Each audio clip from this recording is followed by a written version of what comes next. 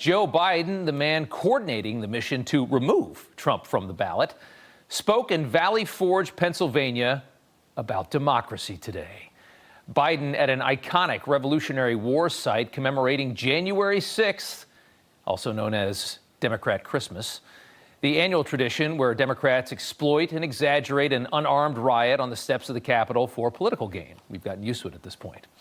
Today's location, the strangest that Team Biden could have chosen. Valley Forge is where George Washington's exhausted, frozen Continental Army banded together and found the will to continue and eventually fight off the oppressive, tyrannical British government.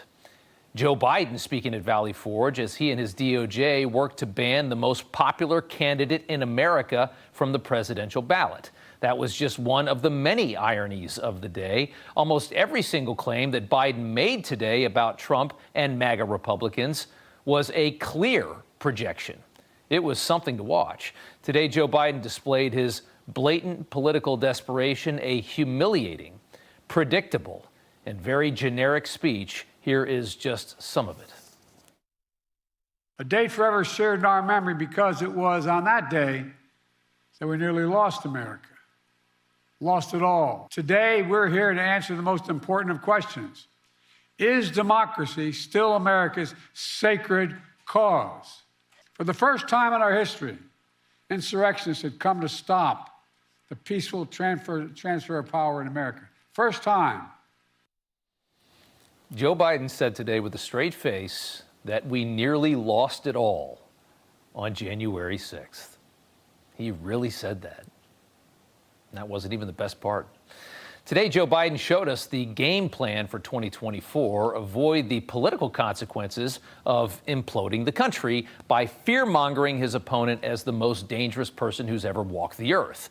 Biden compared Trump to Hitler today and alleged Trump would not relinquish power if elected in 2024. Then, the man who's been stuck on the same day for the past 3 years told the audience that Donald Trump is too fixated on the past. And then Biden told the audience his version of J6.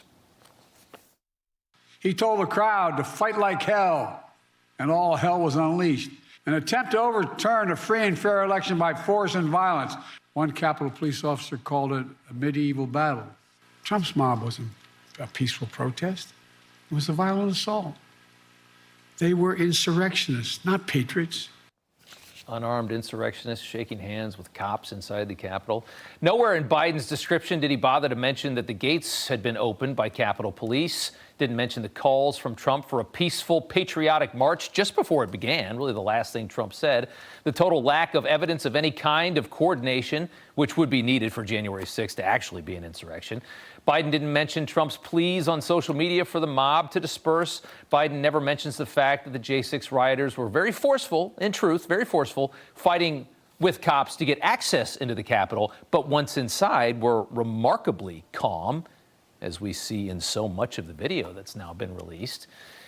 In truth, and we don't sugarcoat it here, January 6th was not a good day. It was a very bizarre day. Wasn't good, but it was nowhere near as bad as these desperate fools would have you believe. And here we are 3 years later, and the president is trying to run solely on January 6th and his ability to manufacture fear about his opponent. For 40 minutes today, all the president of the United States did in one of his very rare speeches, all he did was talk about Donald Trump, one of the 5 people running for the Republican nomination. Donald Trump's lies. Donald Trump watched on TV. Trump did nothing. Trump lost the popular vote. Trump and his MAGA followers. Trump's personal lawyer. What's Trump done? That's all the speech was. Trump, Trump, Trump, Trump, Trump. It's an obsession. They all share it, from Joe Biden to Jack Schmitt to the Colorado Supreme Court justices. They'll never stop. One of the best critical minds in the world, reporter Douglas Murray, with an op-ed in The Sun this week. If Biden wins, the U.S. heads into a deeper decline. But if Trump wins, America burns. Basically, our country has been hijacked by the left. We can either vote for continued rapid decline, which is what we have these last 3 years, or will get this. They'll turn the chaos up to an 11 the day after this next election. Those are your two options. The media is already building up the momentum, constant Trump fear-mongering in every report you see. Most outlets sound just like Joe Biden did today. Trump is Hitler. They're growing louder and they're growing bolder because nobody is listening. They've lost their power to control the minds of the people in this country, and they're enraged by that. A poll from USA Today Suffolk out this week, astonishing. Trump +2 in the general, up 5 among Hispanic Americans, up 4 with young voters. The other side has the entire media, and they still can't win. Trump is the clear favorite, and the man who spent today screaming that he is a fascist dictator to the entire country, that man is working to make sure that you can't vote for Trump in November. The irony. Joe Biden standing on hallowed revolutionary grounds, looking more like King George than George Washington.